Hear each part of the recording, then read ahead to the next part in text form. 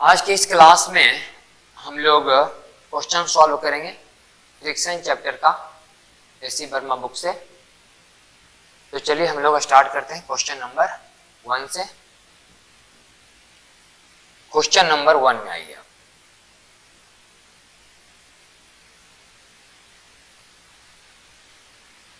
ये आपका question number 1।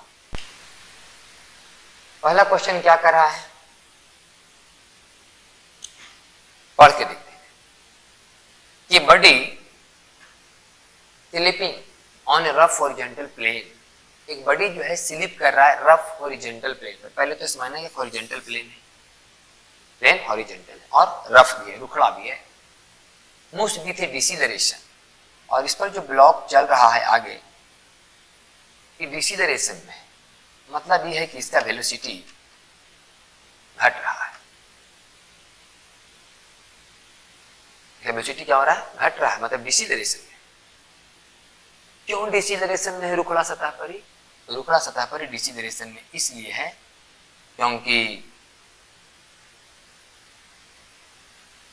इस ब्लॉक पर रफ सरफेस के चलते फ्रिक्शन फोर्स काम करता होगा। फ्रिक्शन फोर्स क्योंकि चल रहा है इसलिए इसे हम काइनेटिक फ्रिक्शन बोलेंगे, और इसका फॉर्मूला होता है म्यू के एन, और म्यू के हो गया म्यू के। एन का मान तो आप जानते ही हैं, या ऐसे केस में एन का मान कितना होता है, एम जी। तो इस तरह से हम समझ सकते हैं कि क्यों डिसीलरेशन हो रहा है। फ्रिक्शन के चलते डिसीलरेशन हो रहा है, यही फोर्स है जिसके चलते डिसीलरेशन हो रहा है। तो डिसीलरेशन का वैल्यू भी दिया गया है 4। डिसीलरेशन कितना है, 4। डिसीलरेशन का मतलब आप बोल सकते हैं कि नेगेटिव एक्सीलरेशन, मतलब कि अगर मूवमेंट इधर है, बॉडी अगर इधर जा रहा है तो इसका मतलब ये है कि एक्सीलरेशन पीछे काम कर रहा है। कितना काम कर रहा है, 4। डिसीलरेशन का मतलब होता है नेगेटिव एक्सीलरेशन, मोशन के अपोजिट एक्सीलरेशन। तो एक्सीलरेशन कैसे निकलेगा, बोले फोर्स में मास से भागा दे दीजिए तो आ जाएगा म्यू के जी। ये तो है एक्सीलरेशन जो पीछे की ओर काम कर रहा है। तो जो एक्सीलरेशन पीछे काम करता है उसी को बोलते हैं डिसीलरेशन। इसका मतलब डिसीलरेशन कितना है, म्यू के जी। तो म्यू के जी का मान कितना दिया गया है, 4। What is the coefficient of kinetic friction between the block and the plane.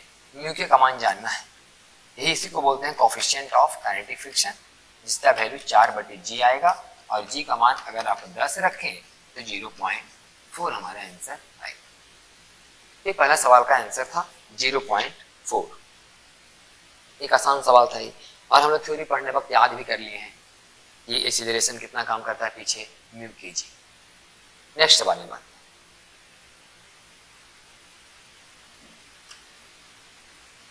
दूसरा सवाल क्या कहता है। दूसरा सवाल कहता है कि block is projected along the rough horizontal road. एक ब्लॉक को रफ हॉरिजॉन्टल रोड पर प्रोजेक्ट किया गया। मान लें ब्लॉक है, इसको एक रखड़ा सतह पर ऐसे प्रोजेक्ट कर दिया गया हॉरिजॉन्टली, मतलब ठीक सामने एकदम 10 मीटर पर सेकेंड से। ठीक है, प्रोजेक्ट कर दिया गया। इधर कोएफिशिएंट ऑफ काइनेटिक फ्रिक्शन, यहाँ पर जो काइनेटिक फ्रिक्शन का वैल्यू है वो क्वेश्चन बोल रहा है कि 0.10 है। 0.10। How far will it travel before coming to rest. कितना दूर चलने के बाद यह रुक जाएगा, कितना दूर चलने के बाद यह रुक जाएगा। अगर आप थ्योरी अच्छा से पढ़े होंगे जिसका फार्मूला आपको याद होगा U²/2 म्यू जी। अगर आप ये बात को प्रूफ करना चाहते हैं तो आप समझ सकते हैं। अभी जस्ट इसके पहले सवाल में हम बताएं आपको, अगर म्यू के है तो यहाँ जो है पीछे की तरफ जो एक्सीलरेशन काम करता है वो कितना काम करता है, आप खुद जानते हैं म्यू के जी। और म्यू के का मान है 0.10 और जी का मान 10। 0.1 में 10 से गुना करेंगे तो 1, माने 1 मीटर पर सेकेंड स्क्वायर का एक्सीलरेशन पीछे काम कर रहा है। मतलब आप बोल सकते हैं कि डिसीलरेशन 1 मीटर पर सेकेंड स्क्वायर है। पीछे का बोलते हैं डिसीलरेशन, तो डिसीलरेशन 1 मीटर पर सेकेंड स्क्वायर है और अभी इसका स्पीड 10 है। पता करना है कितना दूर के बाद ही रुक जाएगा। हम क्या फार्मूला लगाएंगे, हम लोग फार्मूला लगाएंगे v² = u² + 2s। फार्मूला होगा आपको पता है कि फाइनली रुकना है, तो 0 का square is equal to u square plus 2 a का मान चूंकि यहाँ माइनस में रखाएगा, ये हम फॉर्मूला लिखे हैं, अब सीधे मान रख रहे हैं समझो, तो माइनस ए रखाएगा ये, और यहाँ होगा एस, क्योंकि ए पीछे है, हम आगे मान रहे हैं प्लस, पीछे मान रहे हैं माइनस, तो यू आगे है, एस आगे है, ए पीछे है, ए माइनस में जाएगा, तो एस इज इक्वल टू आ जाएगा यू स्क्वायर बाई 2a। और आप अभी बता रहे थे हम आपको ये का मान कितना होता है, म्यू जी। इस तरह से अगर आप प्रूफ देखना चाहते हैं तो ठीक है, you square by 2 mu G.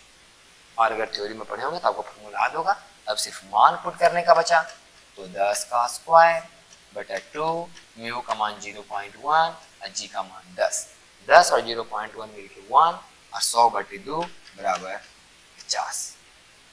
ये हमारा आंसर आएगा कि 50 मीटर दूर चलने के बाद ही रुक जाएगा। दूसरा सवाल का आंसर भाई। चलिए नेक्स्ट आ जाते हैं तीसरा सवाल में। हम लोग तीसरा सवाल क्या कहता है? तीसरा सवाल कह रहा है कि block of mass m is kept on A horizontal table. मान लें एक टेबल है, इस हॉरिजॉन्टल टेबल पर एक ब्लॉक रखा हुआ है,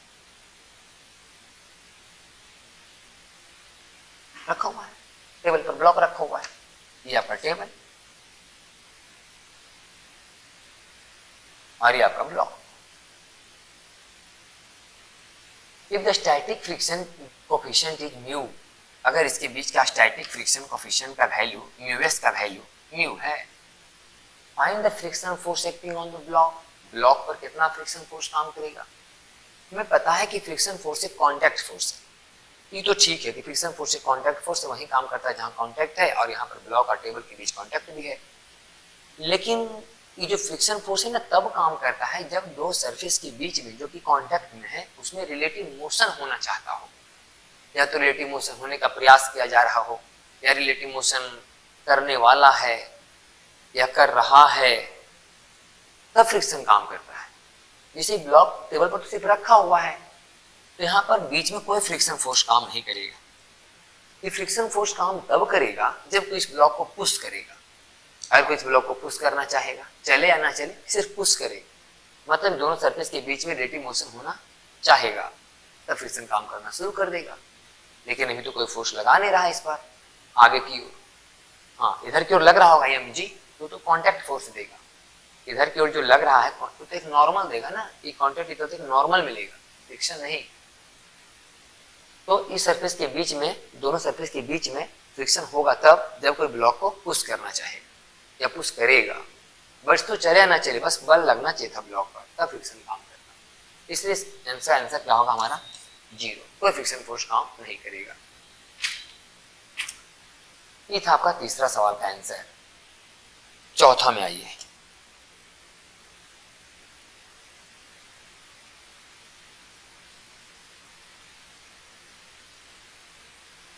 चौथा सवाल क्या आपका?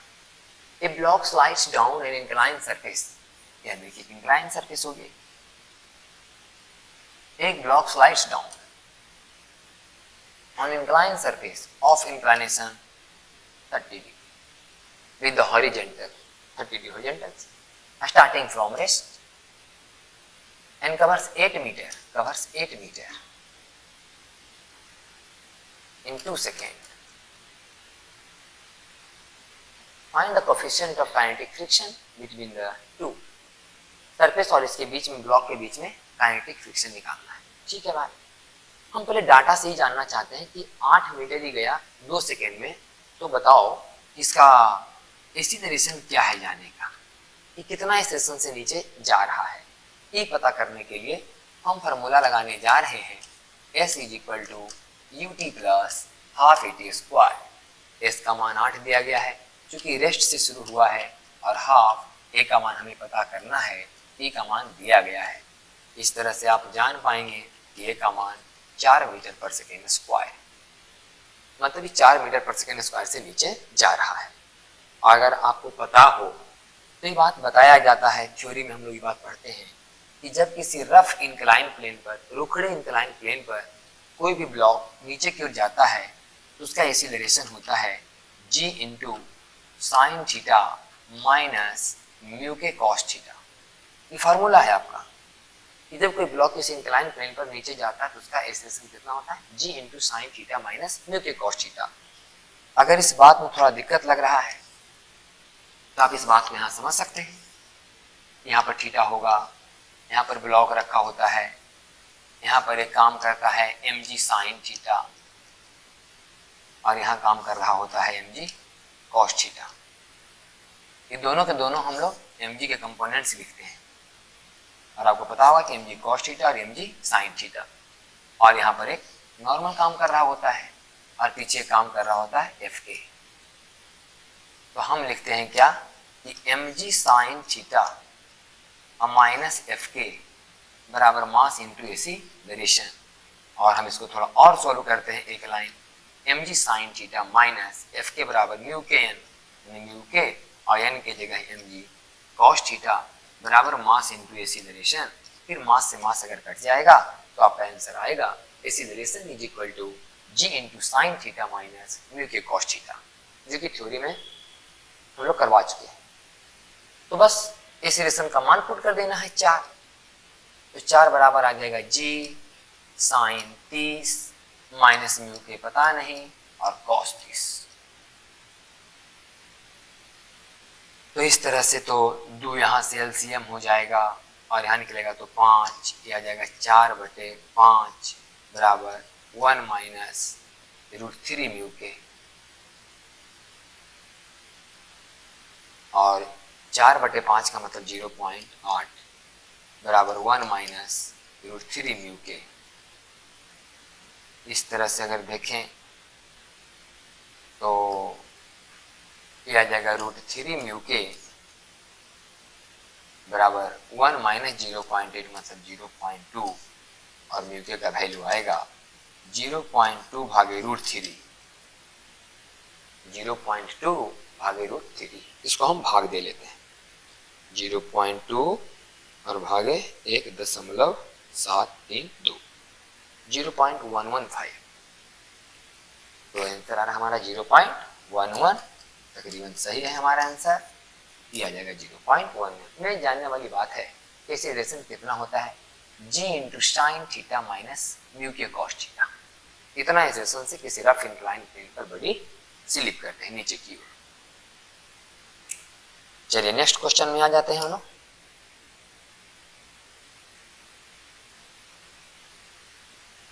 नेक्स्ट क्या है,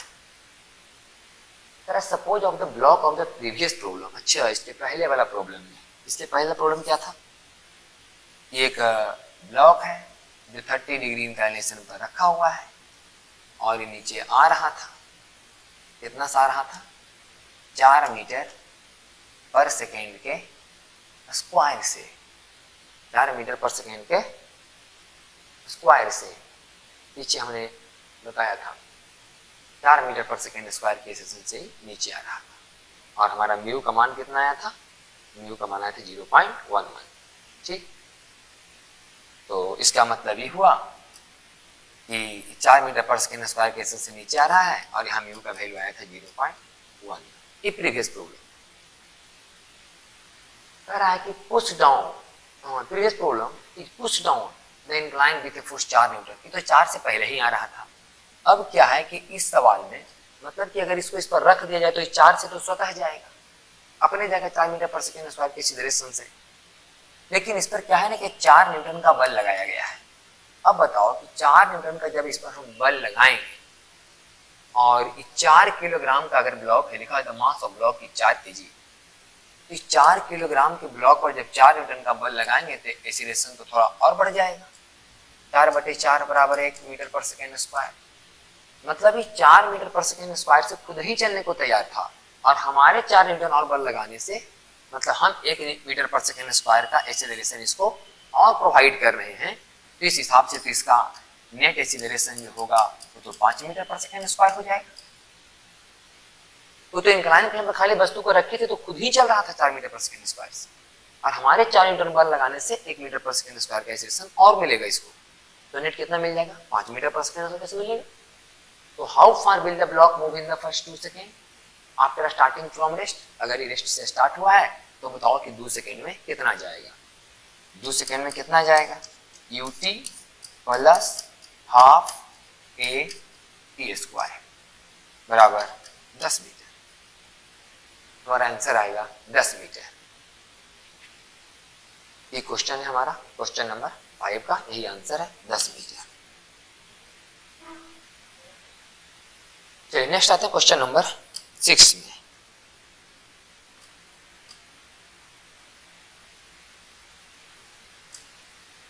क्या करता है, कह रहा है कि body of mass 2 kilogram is laying on a rough incline plane. एक रफ इंक्लाइन प्लेन है जिसका इंक्लाइनेशन 30 डिग्री है। आज पर 2 किलोग्राम का कोई ब्लॉक रखा हुआ है, 2 kilogram. A body of mass 2 kilogram is laying on a rough inclined plane of inclination 30 degree. Find the magnitude of the force parallel to the incline needed to make the block move up the incline. कह रहा है कि find the magnitude of force, force का magnitude बताइए।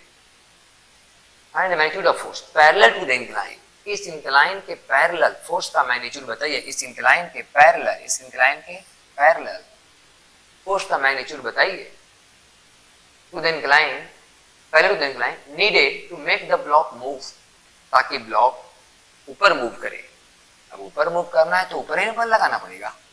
यही force हमको जानना है कि कितना फोर्स हमको लगाना पड़ेगा इस पर ताकि ऊपर मूव करे।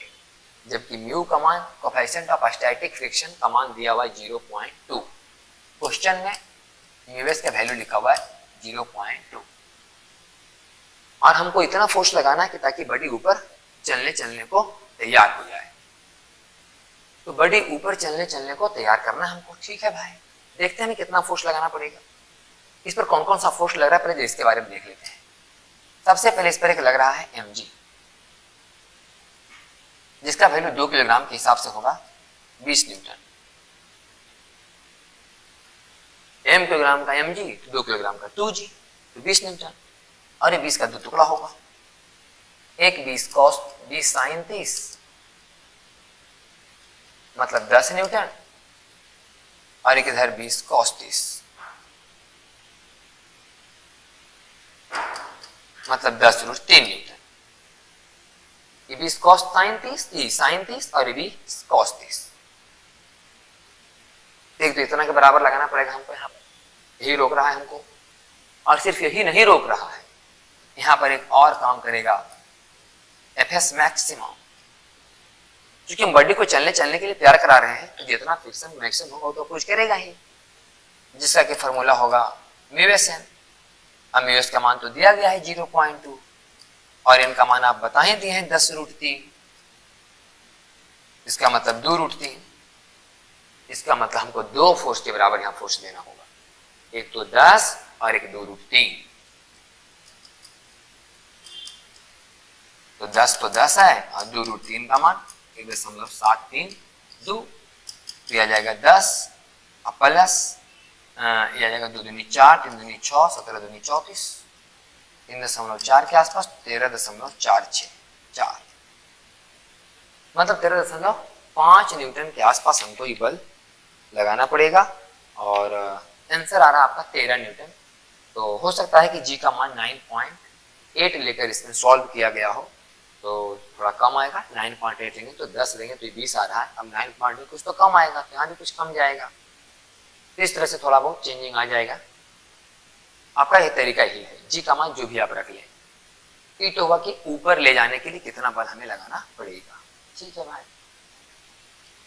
अब सवाल है कि डाउन द इंक्लाइन, नीचे लाने के लिए कितना बल लगाना पड़ेगा। हम सोच रहे हैं कि अगर ब्लॉक को इस पर सिर्फ रखें, हम फोर्स लगाएं ही नहीं, तब क्या होगा। बोले तब इधर तो काम करता रहेगा 10, लेकिन जैसे ही नीचे जाना चाहेगा फ्रिक्शन तो इधर अप्रोच करेगा।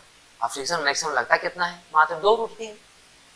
और 2√3 का वैल्यू कितना होगा 3.4, 3.5 के आसपास। मतलब मैक्सिमम फ्रिक्शन कितना लगेगा 3.5, और यहाँ 10 लगेगा गुरुत्वाकर्षण के कंपोनेंट के चलते। तो 10 तो हमेशा बड़ा रहेगा 3.5 से। इसका मतलब नीचे अपने आप ही चलना शुरू कर देगा। नीचे चलने के लिए फोर्स लगाने की आवश्यकता नहीं है। तो जैसे समझे पहले कि आप 2 किलो ब्लॉक को इस पर आप रखें, सिर्फ जैसे यहाँ पर रखेंगे, इधर 20, इधर 10 रूट 3, इधर 10, इतना तो काम करेगा ही, और 10 के चलते ब्लॉक आगे जाना चाहेगा तो फ्रिक्शन यहाँ पीछे अपोज करेगा। यहाँ तो एक फ्रिक्शन इसलिए नहीं इधर दिखा रहे क्योंकि फोर्स इधर लगाए हैं, हम फोर्स लगाते ही नहीं, तो 10 के चलते इधर जाना चाहता तो फ्रिक्शन यहाँ काम करता, और मैक्सिमम कितना काम करता, 2 रूट 3, 3.5 के आसपास, और 10 बार मतलब बड़ा है तो नीचे तो अपने आप चला आता, इसका मतलब नीचे लाने के लिए फोर्स लगाने की आवश्यकता नहीं है। अब अगर ऊपर लेके जाना है तो ऊपर जैसे ही फोर्स लगाएंगे तो फ्रिक्शन तो पीछे काम करेगा, फ्रिक्शन का तो काम है हमेशा रिलेटिव मोशन का अपोज करना, तो हमें इतना और इतना दोनों के बराबर फोर्स लगाना होगा, तब जाकर बॉडी ऊपर चलने के सिचुएशन में आएगा। चलिए नेक्स्ट देखते हैं क्वेश्चन नंबर 7।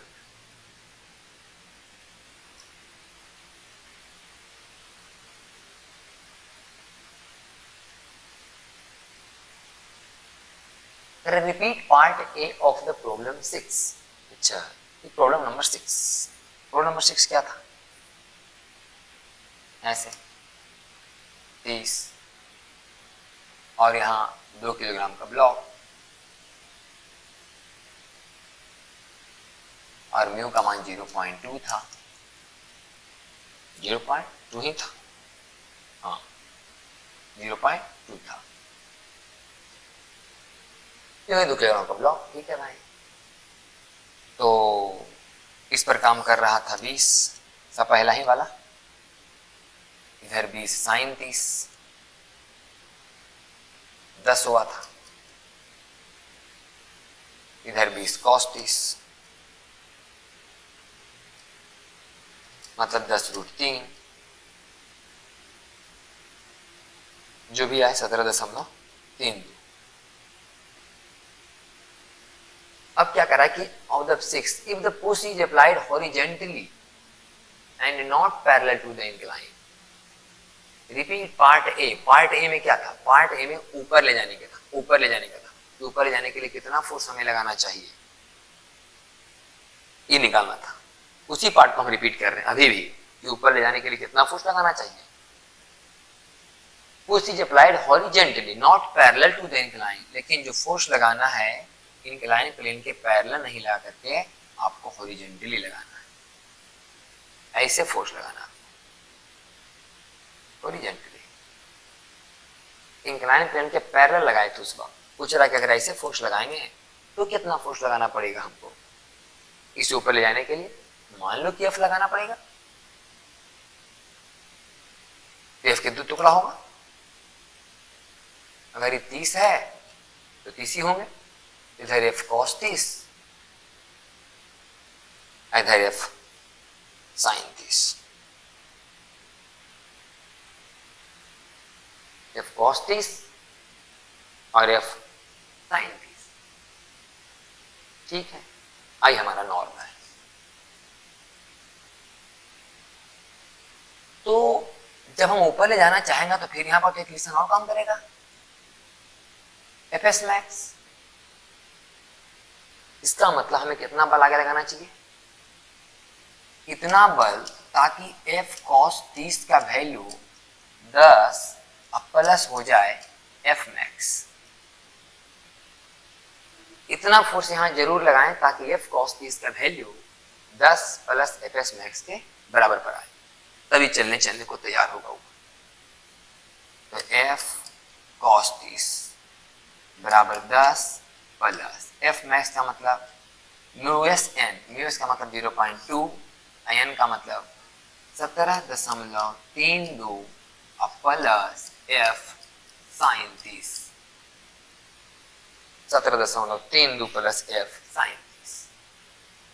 इस तरह से एफ रूट 3/2 बराबर आएगा 10 प्लस 17.32 का मतलब क्या था, मतलब 10 रूट 3 था, 10 रूट 3 को ही लिखे 17.32, तो इसको 10 रूट 3 समझते हैं और 10 रूट 3 में 0.2 से गुना कर देते हैं, ये आ जाएगा 2 रूट 3, चलो लिखते हैं इसको 2 रूट 3 और प्लस एफ 0.2 और यहाँ 2 f/10, f/10। तो f कॉमन ले लेंगे, यहाँ हो जाएगा रूट 3/2 और माइनस 1/10 का मतलब 0.1 बराबर ही आएगा 10 और प्लस 2√3 तो f बराबर पहले √3/2 का मान हम देख लेते हैं। √3/2 ये कितना आता है 1.732 और भागे कितना 2 0.866 और माइनस 0. ये हो गया 1 बराबर हो जाएगा 10 प्लस 2√3 का मतलब हो जाएगा 2 गुने 1.732। चलो फालतू का इधर उधर हो रहा है सब, तो इसको थोड़ा सा ऊपर कर लेते हैं। चलिए यहाँ सॉल्व कर लेते हैं। तो f का मान कितना आएगा, वो तो आ जाएगा 10 प्लस 64 और 34, 3 अंक के बाद यहाँ दशमलव बटे 0.866 माइनस 0.1 तो 13.464 13.464 और डिवाइडेड बाई 0.866 माइनस 0.1 तो लगभग आ रहा 17.57 के आसपास। तो 17.57 के आसपास आता है कि नहीं, 17.5 के आसपास, ठीक है 17.57 न्यूटन।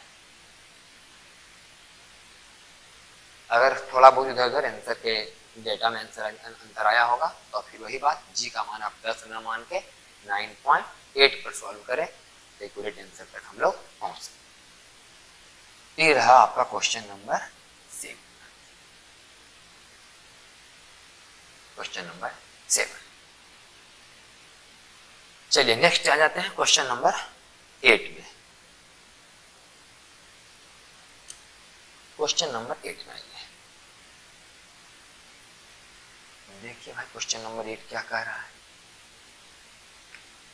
क्या कह रहा है question number 8, in a children park an inclined plane is constructed with an angle of incline 40 degree in the middle part. ये तो लोअर पार्ट है, ये जो मिडिल पार्ट है ना, मिडिल पार्ट इसमें लगभग 45 डिग्री का इंक्लिनेशन, 45 डिग्री का middle part. Find the acceleration of a boy sliding on it if the friction coefficient between the cloth and the incline is 0.6। इसी डायरेक्शन निकालना है, क्या आसान सवाल, पीछे ही हम करवा चुके हैं ये बात। जब किसी इंक्लाइन प्लेन पर कोई स्लिप करता तो उसका एक्सेलरेशन होता है g into sine theta minus mu cos theta. तो g का मान 10 लेने के लिए बोला गया इसमें, और साइन 45 1/√2 माइनस म्यू का वैल्यू 0.6 और cos 45 भी 1/√2। इस तरीका से 10/√2 बाहर आएगा और 1 माइनस 0.6 का मान आएगा 0.4 और इस तरह से आ जाएगा ये 4/√2 बराबर 2√2 मीटर पर सेकेंड स्क्वायर। इस तरह से हमारा आंसर आ जाएगा 2√2 मीटर पर सेकेंड स्क्वायर। क्वेश्चन नंबर 8, ये तो फॉर्मूला ही है g into sine theta minus mu cos theta जब किसी रफ इंक्लाइन प्लेन पर कोई बॉडी स्लिप करता है तो इतना इस डायरेक्शन से करता है। चलिए नेक्स्ट आते हैं हम लोग क्वेश्चन नंबर 9 में। क्या कर रहा है question number 9, body start slipping down and incline and moves half metre in half second. एक इंक्लाइन प्लेन है जिस पर कोई बड़ी इंक्लाइन करते हुए आ रहा है और हाफ मीटर की दूरी हाफ सेकेंड में पूरा करता है। हाफ मीटर का दूरी हाफ सेकेंड में पूरा करता है, ये लिखा हुआ है। हम इससे एक बात तो निकाल सकते हैं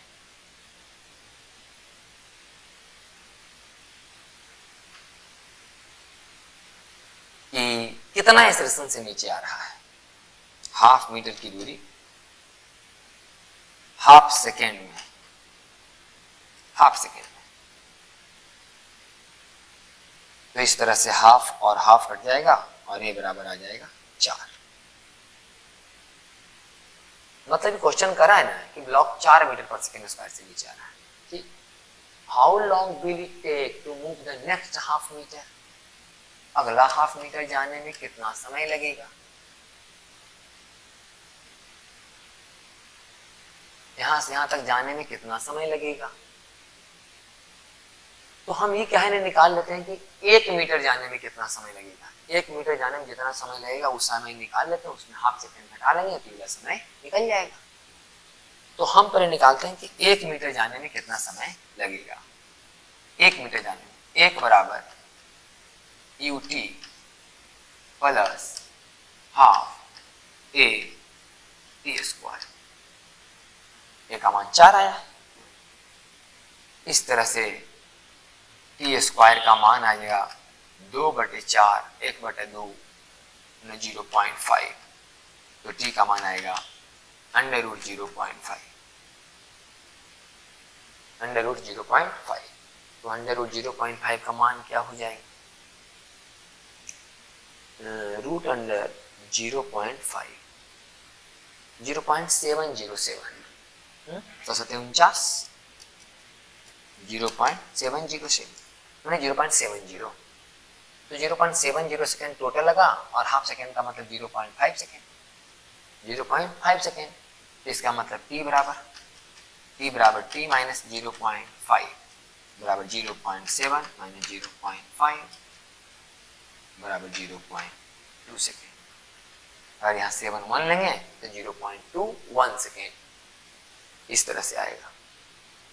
तो आपका आंसर आ रहा है 0.21 सेकेंड। 21 का मतलब वही 707 को 0.71 कर सकते हैं आप, और 0.71 कर लेंगे तो 0.21 आ जाएगा। इस तरह से आएगा आंसर 0.21 सेकेंड।